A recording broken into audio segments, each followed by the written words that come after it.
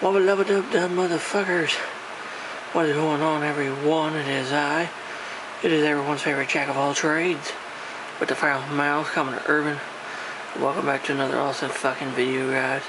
I greatly do appreciate before I do dive in this bitch. I want a big special shout out to all of you guys, my viewers, my subscribers, for sticking around watching this shit. It's the reason why I fucking do it for all you guys, so yeah.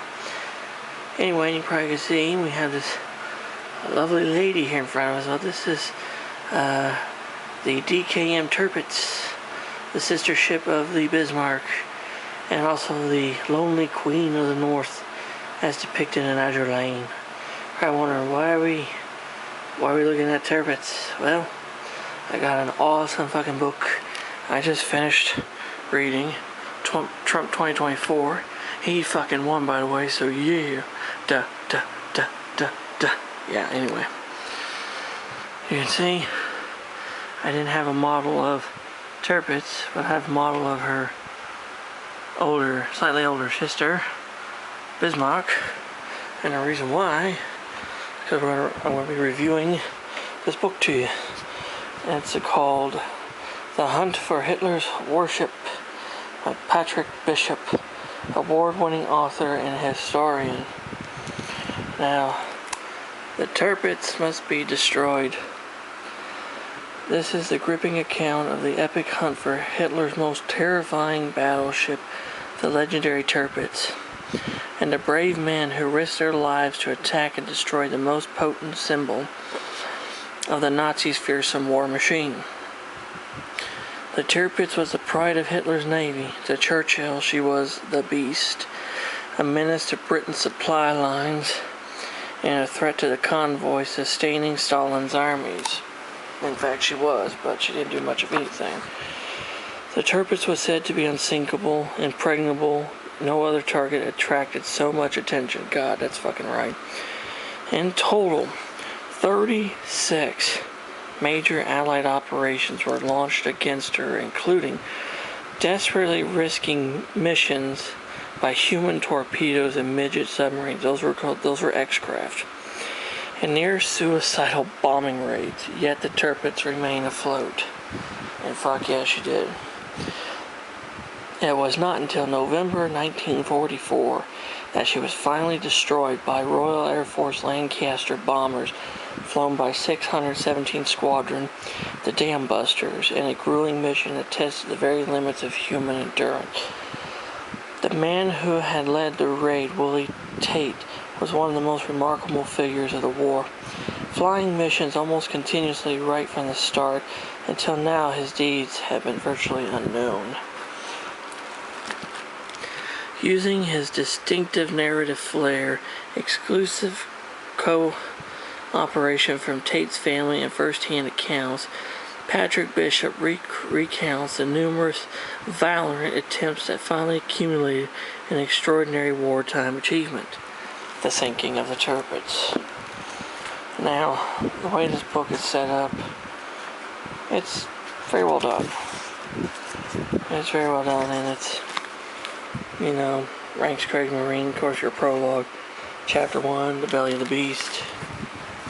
Chapter 2, Wilhelmshaven, Saturday, April 1st, 1939. Chapter 3, Swordfish. Chapter 4, Trondheim. A Wonderful Chance, Something Desperate Venture. Smoke and Fog, Provoking a Nemesis. A Heart-Shaking Decision. A Hath-Porthatar. The Iron Castle, Enter the Lion. Madmen. The Great Adventure, A Bloody Great Bang. Tungsten, The Third Man. Mike God and Mac, They've Had It Today, and Epilogue. And these are all your maps that you need to know of. And of course, maps of the different regions of England, of Europe, especially the Northern Front, the Trondheim area, this area here.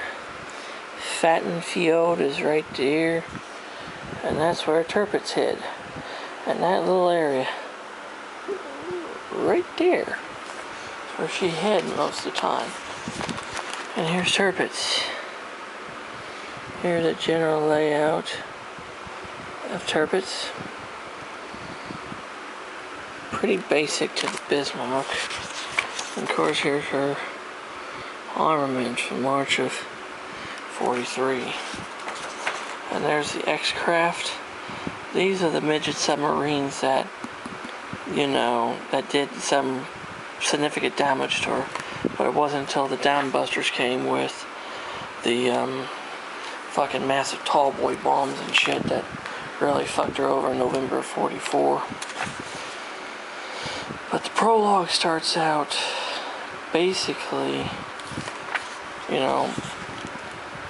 talking about finding the Tirpitz and destroying her. And chapter 1 is basically kind of setting up for later on as the ship rolls over and they start cutting people out of the bottom of the ship. And it goes on basically kind of like a coordinated history of the ship, which honestly for a ship that did not see a lot of action, Tirpitz was very notorious, to say the least.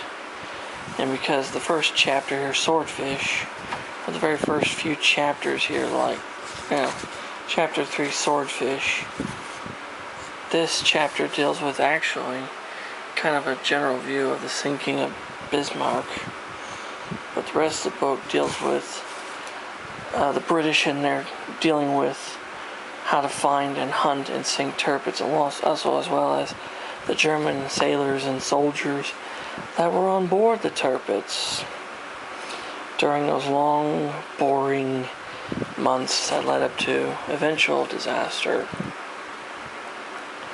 And it's got accompanied with some very interesting photographs, like that one there.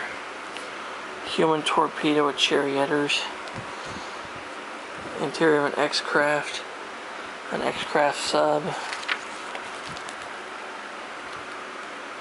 So, Lancaster over the Havenfield. Willie Tait, he actually was responsible for finding and locking on to Tirpitz to sink her. He was the one responsible to help sink Tirpitz, and it deals with his part of the story very well and details well. It's very, very amazing. And right there, the opening of the final act. And there's a picture of Tirpitz as she's exploding.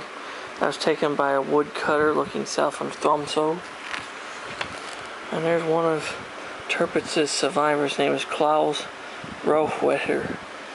And that's the simple little monument. But it's basically a game of cat and mouse. In this case, Tirpitz was a giant rat, and the British were the cat. And of course, they couldn't catch the rat for a very long time, until finally in November of 44, they flew over, over the field where she was hiding, because at that stage, she basically was a wreck anyway, but she was just a floating wreck. Imagine that being Tirpitz. Her engines were disabled, they were offline, boilers were offline, the hull was leaking. She was just a floating wreckage. The only thing really good for her now was a floating gun platform, basically. She couldn't even go under her own steam. So to give the illusion of it, the Germans had destroyers go around her, tie up to her, and the destroyers were towing her, pulling her, looking like it was they were sortying. And of course, the British fell for it, and in the end,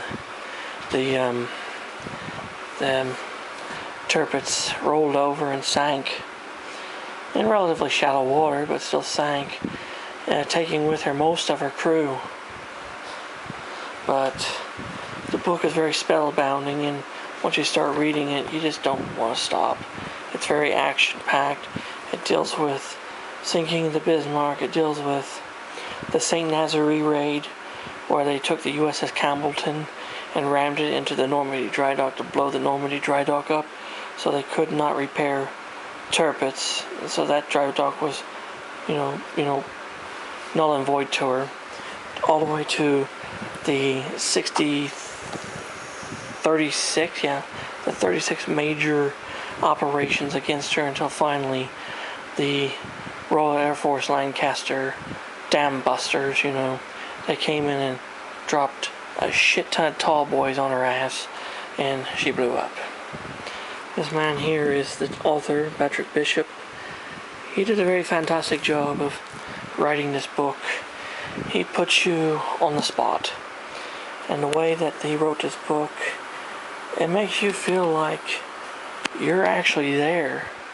He puts you in the cockpit of the planes as the planes are dropping bombs and getting strafed by the Tirpitz. He puts you on the deck of the Tirpitz as all this is going on. He puts you in the cramped, confined areas of the X-Craft submarine as they sneak under the hull of the Tirpitz and drop, you know, charges under her, and they, you know, scoot off before they blow up. Very, very mesmerizing, very captive book, and it definitely is a fucking thrill, and it's a must.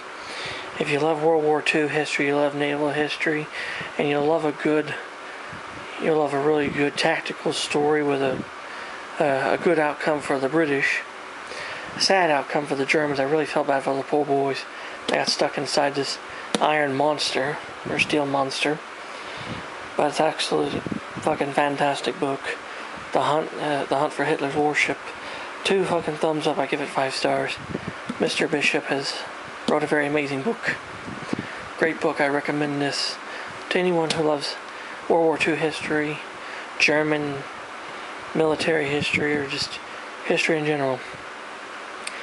So there you have it, guys. That is my review of The Hunt for Hitler's Warship by Patrick Bishop. And if you have any questions or comments about anything I do, leave them in the fucking comment section below. I'll get back with you. If you're new to the channel, like the shit I fucking do, you know, I do a lot of other things too. I build models, I review books and movies, and we do, like I said, I'm the jack of all trades with a foul mouth, so that's what the fuck I do, so yeah. So anyway, if you like my channel, like the shit I do, hit the fucking subscribe button, hit the damn notification bell. Let's try to get to 2,000 subs by the end of the year. It'd be fucking amazing, so yeah. And until next time around, guys, this is Commander Urban, saying that smooth seas and clear skies and happy sailing with you. God bless you all. Take care. Stay safe. Be yourselves. Jesus and the good Lord love you all very much. And until next time around, I'll catch you on warm trade wind with hell anyone knows. Let's go, Brandon. Fuck Joe Biden and Kamala Harris, both.